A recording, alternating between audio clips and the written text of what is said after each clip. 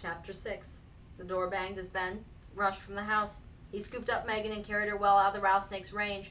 Emma, puffing and gasping, one hand pressed against her abdomen, thrust a hoe into Ben's hand. Too shocked to move, Megan watched Ben slam the hoe on the snake. Its long, thick body twitched and undulated, and its tail, the rattles, rose and slapped to the ground even after it was dead. Lady walked slowly toward Megan and lay down at her feet, looking up at her with a puzzled expression. Megan dropped to wrap her arms around Lady, who licked her cheek. "Do something for her," Megan cried. "Help her!" "There's nothing we can do," Emma said. Her words ended in a sob, and Megan burrowed her face into Lady's fur. "It's all my fault," Megan wailed. "I called to her. She turned to look at me." "It's no one's fault," Ben said. "I wasn't watching. I wasn't thinking. She tried to protect me." Ben put a hand on Megan's shoulder. "Don't blame yourself. It's rare for a snake that large to be out in the open where people are working. Matter of fact, it's late in the year for a snake to be out. By this time, they're usually in hibernation. But we've been without rain for a long time, and it's been a dry spell." His voice broke, and he knelt beside Megan to stroke Lady's head. The dog was quiet now, shivering as the poison spread through her body. Megan held her tightly. "Oh, Lady, Lady," Megan sobbed. "Please don't die." Lady nestled against her as though she trusted Megan to take care of her. Megan squeezed her eyes tightly shut, but gasped in horror as she saw through the blackness the grinning face of the old gypsy woman. "Bad luck," the gypsy cackled. "Bad penny." "No, no," Megan moaned. "Megan," Ben's voice was soft. "Get up, Megan." She raised her head. "But, Lady." "It's over," he said. He gently unwound Megan's arms from around Lady and pulled her to her feet. "Why don't you wash your face and go in the house with Emma? I'll take care of Lady." "I want to stay with her." "There are things you'll need to do." "But someone will have to feed Lady's pups."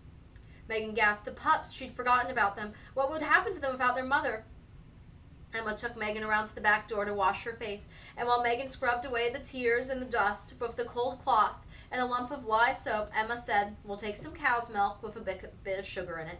We'll tear some clean rags into strips, dip them into the milk, and wind them into nipples the pups can suck from."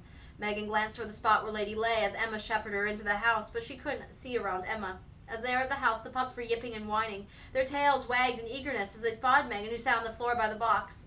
"I'm sorry," Megan murmured. "It wasn't your fault," Emma told her. She carefully put down the bowl of milk on the floor next to Megan and handed her a narrow strip of unbleached cotton cloth. Kneeling beside Megan, Emma showed her how to tightly twist the cloth strips before dipping them in the milk. Emma picked up Moby and thrust a cotton nipple into his mouth. Moby fought against it, loudly complaining until he tasted the sugared milk dripping onto his chin, and then he tentatively allowed Emma to dip the cloth and poke in his mouth again. This time he sucked noisily at it. Megan chose Peg, the littlest, and followed Emma's lead. "They took the milk nicely," Emma said as they finished, although by the time Megan had fed Peg in patches, her dress was splattered with milk. Clumsily, with Megan helping her, Emma climbed to her feet.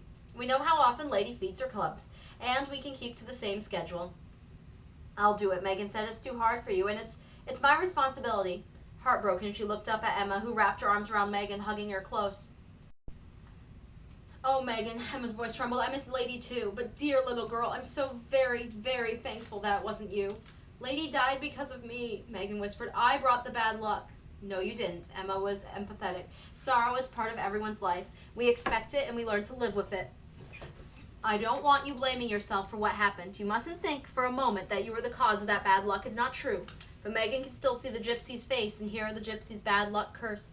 Lady would not have died if she hadn't been protecting Megan. Megan woke that night to hear Emma's muffled tears, and she curled into a small, tight ball of misery. First her family had been split apart, and now poor Lady was gone forever. Megan couldn't even bear to imagine what sorrow she would bring next to the one she loved. In the morning, Megan had no time to think about what might take place, busy as she was with tasks that had to be done no matter what else happened. The pups took the sugared milk greedily each time it was offered, and by the third day Megan stopped worrying about them, assured they continued to grow stronger and healthier. It was just after she finished feeding them from the evening meal that she and Emma, who was browning sugar in the iron skillet to make a caramelized sauce for custard, heard her horse's hoofbeats on the road. Megan opened the door to see not Mr. Haskell, but a lean, deeply tanned man who swung down from his horse to talk to Ben. The two men walked toward the barn, the stranger holding his horse's bridle, and Megan popped back into the house, quietly shutting the door. "It's not Mr. Haskell, it's someone else," she said. Emma looked up from her work. "Who?" "I don't know, a man alone who came on horseback." "In any case, we'll have a guest for supper." Emma said, her glance darting critically around the room. "It's a good thing there's plenty of side meat. It wasn't lucky I picked today to make a custard. Put an extra plate on the table, and that rug by the fireplace doesn't need shaking out?" As she spoke, Emma briskly stirred the contents of the skillet. "The rug looks fine to me," Megan said, smiling at the way Emma's eyes were shining at the prospect of having a visitor. Within a few moments, Ben led the man into the house and was greeting Emma. who had changed to a fresh apron, and Megan, whose scalp still tingled from having her hair quickly brushed. "This is Mr. Thomas Cartwright," Ben said. "I've invited him to stay the night with us." "Ma'am," Mr. Cartwright said, quickly pulling off his wide-brimmed felt hat to expose a roughly cut shock of dark hair. He smiled at Megan, too. "You'll share our supper, Mr. Cartwright?" Emma said. "With pleasure." Mr. Cartwright leaned his bulging saddlebags against the wall. He eyed the table so eagerly Megan knew he must be hungry. "Well, then sit right down," Emma said. "Megan and I will dish up the meal right away."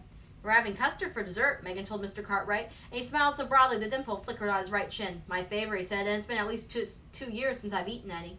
Emma and Megan put the bowls of mashed squash and sliced cooked potatoes, both dyed with butter and made from Rosie's milk, at the center of the table, and Ben brought the platter of fried meat. There was bread and more butter, and Megan could smell real coffee, instead of the usual chicory being brewed in honor of the visitor. They bowed their heads as Ben said grace, and the bowls were passed first to Mr. Cartwright, who, without waiting for encouragement, Megan noticed, scooped up liberal portions onto his plate and ate with obvious enjoyment. But Megan was more curious than hungry. "Are you a Kansas farmer too, Mr. Cartwright?" she asked. He wiped his lips with his napkin and laid back on his lap before he answered, "No, I'm employed by the United States Department of the Interior." Megan had no idea what that meant, but Emma said, "Oh my," and looked impressed. "Surveying the land?" Ben asked. "In a way," Mr. Cartwright said. "I was hired to travel through the United States Army with a United States Army Western Survey crew and make detailed sketches of the countryside." "You're an artist? A real one?" Megan dropped her fork on the table and stared. She'd seen a few paintings in public buildings, even one in the entrance hall of the Children's Aid Society. She'd been amazed when Mike told her that there were homes uptown with large gold-framed paintings hanging right in the living rooms, but she'd never met a painter before. "Yes, I'm an artist. That's my business." The dimple in his cheek came back and said, "On my way home from the California to Oregon branch survey, with many of my drawings and sketches." "All the way to California," Emma said. "What's it like there?" "I can show you through my sketches," Mr. Cartwright said. "Would you like to see them after we finish supper?" "I would," Megan said, but Emma and Emma eagerly agreed. "I've heard the artists of the Western surveys," Ben said. "I'd like to know more about the kind of work you do." The men began to talk about the expeditions, some sent to explore, some to define boundaries, and some to survey land for proposed rail lines. "I've worked with some notable artists," Mr. Cartwright said. "Solomon Calvo, Richard Kern." Unfortunately, Kern was killed during a Paiute Indian attack in Utah. Megan's question came as a whisper. "Were you there when Mr. Kern was killed?" "Yes," he said. "I was with the expedition." She knew the expression on her face must show the horror she felt, because he added, "The Indians don't understand our taking over their land. They certainly don't like it. They're afraid and sometimes they're angry, and when we slaughter their food supply." "Buffalo," Ben said. "That's right." Mr. Cartwright turned to Megan. "I've been able to make many friends among the Indians and work alongside with my watercolors and sketches of the countryside. I've done some portraits of the Indians." "Do you have those with you too? Could we see them?" Megan asked. "I have a few. Whatever I've brought with me, I'd be glad to show you." Emma brought the custard to the table and spooned it into bowls. Megan gulped her portion without tasting it. Could hardly wait until the adults had finished eating. A real artist, and he was going to show sketches and paintings he made. Wouldn't she have something grand to tell Mike? After the dishes were done, Ben brought in the oil lamps from the bedroom, so in addition to the glow from the fire, there'd be as much light as possible in the room. One at a time, Mr. Cartwright unrolled the paintings he pulled from the saddlebags. At the sight of the towering mountains, crashing surf, and churning, foaming rivers, Megan could only gasp in amazement. "These places are real? I drew what I saw with my own eyes." Megan smoothed the curled edges of the pencil sketch in front of her, admiring the way Mr. Cartwright had drawn the long shadows beside the rocks and pines. "I would love to visit these places someday." "Someday you will," he said seriously. "It won't be long before the railroads will cross the West. People won't think of anything at all of traveling all the way from the Atlantic Ocean to the Pacific." He nodded importantly. "Well, I even predict that someday, probably when you're grown, Megan, travelers will be able to accomplish this feat within 2 weeks. Emma laughed aloud, and Ben slowly shook his head, a grin appearing in his face. "I think you're asking us to believe the impossible, Mr. Cartwright," he said. Megan tried to imagine in her mind the faraway places of Mr. Cartwright's drawings. What did it matter how long it would take to get to them? The important part was to see them, and someday she would. Mr. Cartwright pulled another roll of drawings from the saddlebags and carefully untied the cord. "Here are some of my sketches of Indians," he said as he laid the drawings on the table. Megan was even more interested in these than in the beautiful sketches of the mountain countryside. She smiled at the sketch of the Indian baby, peering with bright eyes from the pack on his mother's back. There was an old man, a tribal chiefsman, Mr. Cartwright explained, whose face was a mass of deep, squiggly wrinkles. And there was a girl with black eyes that made Megan think of the Indian girl that she had seen on the road.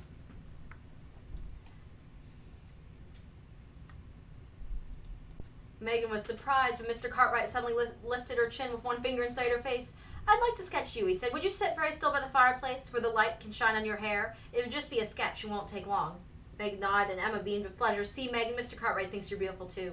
"Yes," Mr. Cartwright said, "Megan's a lovely young lady, but I see something more than just beauty. It's the special look in her eyes I want to capture." "What look?" Megan asked, blushing because everyone was studying her. "I'm not sure," he answered. "I think I see a little sorrow, a little happiness, some memories you've kept a secret to yourself." Emma's eyes widened as she nervously smoothed down her apron. "Would you like Megan to change into another dress?" Emma asked. "She has a lovely dark red one. Should I braid her hair?" "I want to sketch Megan exactly the way she is now." Mr. Cartwright pulled some pencils from his pack and attached a small sheet of paper to a flat, smooth board. He stationed Megan on a footstool near the hearth and tilted her head to the left, so that a long strand of her hair fell over her shoulder. "Don't move," he said as he went to his chair, with Emma standing behind him murmuring, "Oh yes, that's so much like her," and Ben leaning sideways now and then to sneak glances at the sketch. Mr. Cartwright worked with quick, sure strokes. In about 15 minutes he said, "If you don't mind holding the pose a while longer, Megan, we'll have a sketch for you and one for me." "I don't mind," she said, trying not to move her head. Mr. Cartwright took the sketch off the board and handed it to an admiring Emma, who cooed and clucked over it. He attached another sheet and set to work again. When he had finished, he gave both sketches on the table and beckoned to Megan. "I'll give you the choice," he said.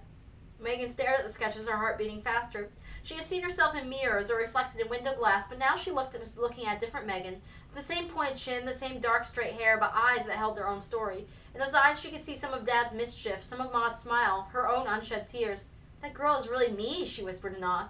"Megan seems a little solemn in your drawings, but they're beautiful," Emma exclaimed. Megan could feel Emma's excitement tingle through her own body as Emma wrapped an arm around her shoulders. "What a wonderful honor to have an artist draw your picture." Megan was amazed at the sketches. They showed more about her than she wanted people to see, even more than she wanted to see herself. How had Mr. Cartwright known what she was like inside? "What will you do with the sketch I give you?" Mr. Cartwright asked. Megan thought for a moment. "I'll put it away carefully where it can't be harmed. It'll be my treasure." "If it's put away, then you can't see it and enjoy it," Emma said. "Ben can make a frame for it."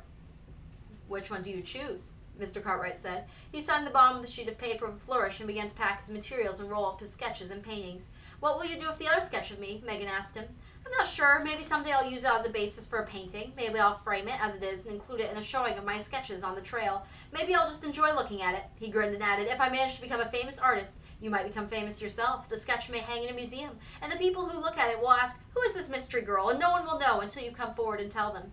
"There's an easier solution to that problem," Megan said. "Just write my name on the back of the paper." Mr. Cartwright looked so startled that Ben laughed. "Megan takes a practical approach to life," Ben said. He turned to Megan. "Mr. Cartwright has a long way to travel tomorrow, so I think we'll let him get his rest tonight," he said. Emma made a pallet on the floor near the fireplace for their visitor. Megan went to her own room, carrying her oil lamp in one hand and a sketch Mr. Cartwright had made of her in the other. And with the door closed, she laid the sketch on the bed and examined it. She liked the way he had drawn her, to be a little like Ma, a little like Da. And as for the secrets, only Mr. Cartwright and she had seen them, so they were still her own. She tightly rolled the sketch again and placed it in the bottom of the chest where it would be safe until Ben made a frame for it. In the morning, after a hearty breakfast of boiled eggs and wheat bread with a wild plum jam, Mr. Cartwright said his farewells and rode away to the east. Megan washed the dishes, fed the pups, and went out to the barn and lend a hand to Ben. She had just finished forking a great loads of clean hay into the stalls when she heard a loud "Hello" from a rattle and creak of a wagon. She raced to the front of the house, pulling whiffs of hay from her tousled hair and trying to brush the dust from her skirt. This time it had to be Mr. Haskell. It was, but someone was with him. Megan stopped short, suddenly shy, as a woman with a dark blue coat stared at her from the seat of the wagon. The woman was tall and thin, with deep-set eyes shaded by the ostrich plumes on her wide-brimmed hat. She was not a young woman, and not very pretty. Her nose was pinched and narrow. Her heavy eyebrows were darker than her hair. Megan remembered her manners and tried to smile, but the woman looked away from her, studying the Browder's house. Ben came up with Megan and took the horse's bridle. "Farley," he said, "come in, come in." He turned to the woman, unable to conceal his surprise. Farley jumped down from the wagon and hurried to help the woman climb down. "I'd like you to meet my wife, Ada Blackwell, that is, Ada Haskell. Ada, this is Ben Browder, and this is his daughter, Megan." Well, I'm pleased as punch to meet for you, Farley. As pleased as punch for you, Farley," Ben stammered. "It's good to meet you, ma'am. Emma will be happy to have a woman as a close neighbor." The woman answered with a nod and turned toward the front door, which Emma had flung open. "Farley!" Emma shouted as she saw the woman. Her mouth opened and she blinked a couple times before she was able to smile a welcome. "Farley's brought home a wife," Ben called to Emma. "This is Ada. Ada, I'd like you to meet my wife, Emma." Emma bowed awkwardly toward Ada, her arms spread wide in welcome. "I'm so happy to meet you," she said. "I'm so happy for Farley." Ada accepted Emma's hug stiffly and with surprise. "How do you do?" she said formally. Her speech sounded a little strange, almost foreign to Megan. You must stay for dinner, Emma said. Please, come inside. I know you must be tired from your long ride. Did you come from St. Joseph? Have you seen Farley's your home yet? Have you had a chance to unpack? Ben smiled. Emma, let Ada sit down before you start asking questions. As the woman walked toward the house, Ben began to unhitch Farley's horse. We'll stable this fellow in the barn with some feed, he said to Farley, and you can tell me how you met your wife. Megan looked at the woman to the men, not sure which way to go. She decided to follow Emma. And this was a very interesting turn of events, and she was sure Emma would be able to find out more details than Ben ever would. By the time Megan arrived back at the house, Mrs. Haskell had taken off her coat and was removing her hat, placing it on the small table near a window. Jet beads on the long hat pins winked and gleamed in the sunlight. Megan touched a finger to the silver blue plumes. Your hat is beautiful, she murmured. Thank you, Mrs. Haskell said. Under her heavy brow, she gave Megan a curious look. You're dressed like the ladies in New York City, Megan said. Do you come from there? No, I do not, Mrs. Haskell said. I am from England. I came to the United States and resided for a short while in Boston with distant cousins. Emma came forward with a cup of tea. Here, she said, I'm sure you'll need this. As Mrs. Haskell accepted the cup, Emma sat in a chair facing her. Tell me how you came to meet Farley, she said. He's never been to Boston. Mrs. Haskell took a long sip of the tea and gave a shudder. This is not English tea, she said. Why, no, Emma answered. It's made from dried herbs and leaves. My good friend Nelda made it a mixture for me. It's a pleasing flavor, don't you think? Mrs. Haskell didn't answer. She took another sip of tea and stared at the cup as though she were thinking very hard. Finally, she raised her head and looked directly at Emma. My marriage with Mr. Haskell was arranged, she said. We corresponded with each other, and I agreed to travel to St. Joseph to meet him. Our meeting seemed pleasurable to both of us, so we were married 2 days ago. Oh, Emma looked embarrassed. How nice for both of you. Mrs. Haskell drained the cup of tea and shrugged. An impoverished woman without close kin to care for her has little choice but to marry. The situation in my cousin's home had become disagreeable, so I decided to take this opportunity to live in the West. Her nostrils seemed to become even more pinched as she added, however, I must say I expected the western part of this country to be quite different from the way I found it. This Kansas territory is hardly an attractive place in which to live. You don't see the beauty of the prairie. Megan was so astonished she interrupted without thinking. Of course, right now the grass is turning brown, but Emma says that in the spring the hills will be green and there will be wildflowers. Mrs. Haskell looked at her sharply and turned to Emma. Your daughter doesn't favor you, she said. Your eyes are brown, your husband's, and the girls are blue, and her speech. If I didn't know better, I'd think. She broke off and Emma said, oh, Megan's our adopted child. We chose her. I'm from New York City, Megan said. My name's Megan Eileen Kelly. Trying to put Mrs. Haskell more at ease, she smiled and said, and don't feel bad about being impoverished. I was impoverished, too. Mrs. Haskell turned to Emma with bewilderment and said, I'm sure your intentions were excellent, but I fail to understand how you could possibly take into your home a child who is shanty Irish.